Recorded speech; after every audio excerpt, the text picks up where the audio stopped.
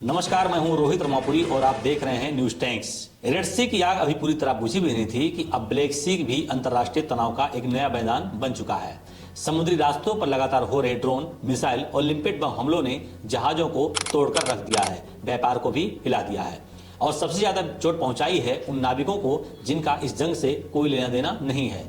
जानकारी के मुताबिक 500 से ज्यादा नाविक आज भी समुद्र में फंसे हुए हैं। वो महीनों से घर नहीं लौट पाए हैं। परिवार हर कॉल पर सहम जाता है कि कहीं ये आखिरी बातचीत न हो जाए। हम ग्राफिक्स के जरिए आपको अपने स्क्रीन पर कुछ आंकड़े भी दिखा रहे हैं। आपको बताते हैं पहले कि लिम्पेट बम क्या होता है। लिम्पेट बम एक तरह का चुंबकीय विस्फोटक उपकरण होता है जिसे मुख्य रूप से समुद्री जहाजों या धातु सतहों पर चिपकाकर लगाया जाता है। इसे आमतौर पर गोताखोर अब पानी के भीतर जहाजों के जो उसका एक हुल होता है उस पर लगाते हैं ताकि बम समय पर या रिमोट ट्रिगर से विस्फोट कर सके। आप समझ सकते हैं कि ये कितना खतरनाक तकनीकी है और हमारे नाविक रोज इससे दो चार होते हैं।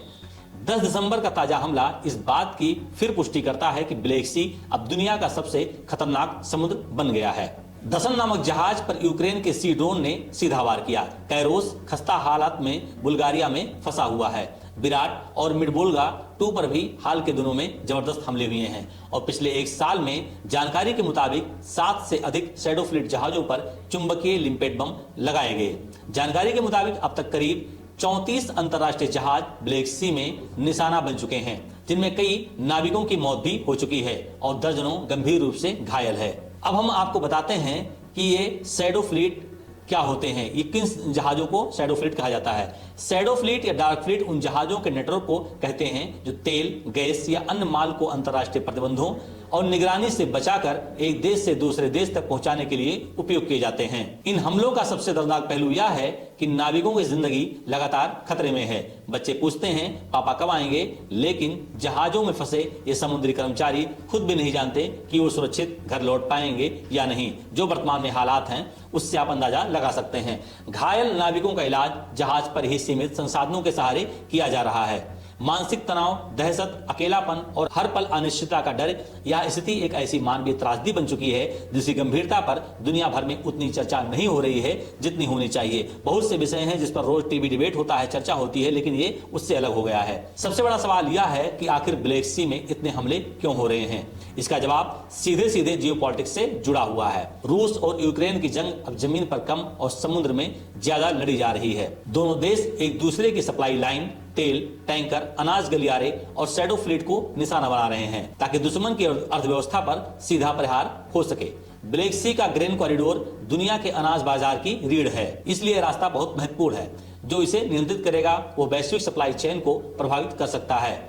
इसी कारण व्यापारिक जहाज युद्ध के सबसे आसान और सस्ते टारगेट बन गए हैं।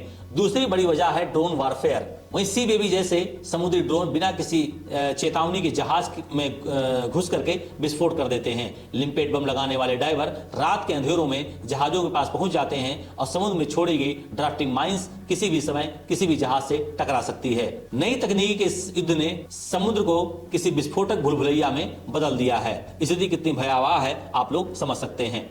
अब हम आपको बताते हैं कि सी बेबी क्या है, इसका भी जानना जरूरी है।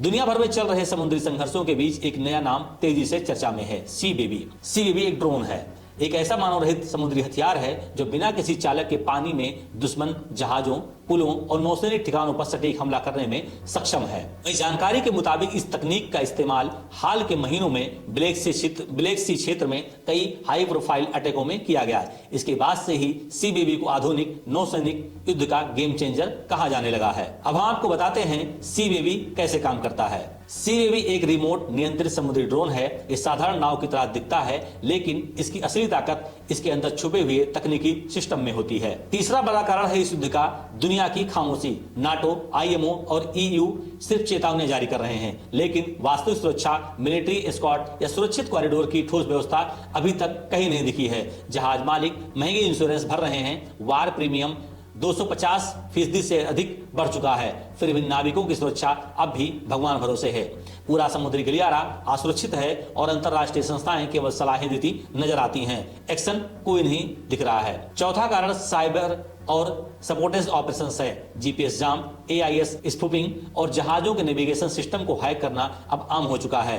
जहाज रास्ता बदलते हैं, गुमराह होते हैं और ठीक इसी दौरान उन पर हमला करना बेहद आसान होता है, यानी जो दुश्मन है अपने चाल में कामयाब हो जाता है। अब हम आपको बताते हैं कि सबोटेज ऑपरेशंस क्या होते हैं। ये दुश्मन के तंत्र के को अंदर ही अंदर तोड़ने की खामोश रणनीति बनाते हैं। ये ऐसी कार्रवाई होती है जिसमें किसी देश, संगठन या सैन्य शक्ति के बुनियादी ढांचों, उपकरणों या आपूर्ति श्रृंखला को गोपनीय तरीके से नुकसान पहुंचाया जा सकता है, यानी दुश्मन किसी को पता भी नहीं होता है कि हमारे साथ क्या होने वाला है। अब पांचवा और सबसे खतरनाक कार्य यह है कि ब्लैक सी राजनीतिक शक्ति प्रदर्शन का अखाड़ा बन चुका है। बड़े देश इस समुद्री गलियारे के जरिए अपने प्रभाव और ताकत का प्रदर्शन कर रहे हैं, पर इस शक्ति प्रदर्शन की सबसे बड़ी कीमत वो नाविक चुका रहे हैं जिसकी दुनिया शक्ति संतुलन से नहीं, अपनी रोज की नौकरी से चलती है। आप समझ सकते हैं आखिर में इन नाविकों का क्या दोष है इसमें। युद्ध चाहे किसी का भी हो, घायल हमेशा वही होता है जिसका कोई कसूर नहीं होता। ब्लैक सी की लहरों में आज वही दर्द गूंज रहा है। समुद्र में तैरते जहाज जल रहे हैं, लेकिन उससे भी ज्यादा जल रहे हैं वो परिवार जिनके अपने इन जहाजों पर सवार हैं। दुनिया की राजनीति अपनी चालें चल रही हैं, लेकिन इस लड़ाई में सबसे ज्यादा नुकसान फिर उसी का हो रहा है, उस नाविक का जिसकी एकमात्र गलती सिर्फ इतनी है कि वो अपनी रोजी रोटी के लिए ड्यूटी पर है। नाविक किसी भी देश का हो वो हमारे लिए बराबर है, क्योंकि वो पूरे दुनिया को एक दृष्टि से देखता है, उसको वो अपना काम करता है। और ऐसे में हम सबकी जिम्मेदारी बनती है कि हम इनके लिए सोचें, इनके लिए आवाज उठाएं। हो सकता है कि अगर आप इस वीडियो को ज्यादा शेयर करें तो उन जिम्मेदारों तक ये बात पहुंचे और कुछ एक एक्शन प्लान तैयार हो जिससे हमारे नाविक सुरक्षित और स्वस्थ रहें, क्योंकि नाविक कहीं का भी हो, अगर हमला होगा तो उसकी क्षति जरूर होगी। ऐसे तमाम जानकारी के लिए बने रहिए न्यूज टाइम्स के साथ।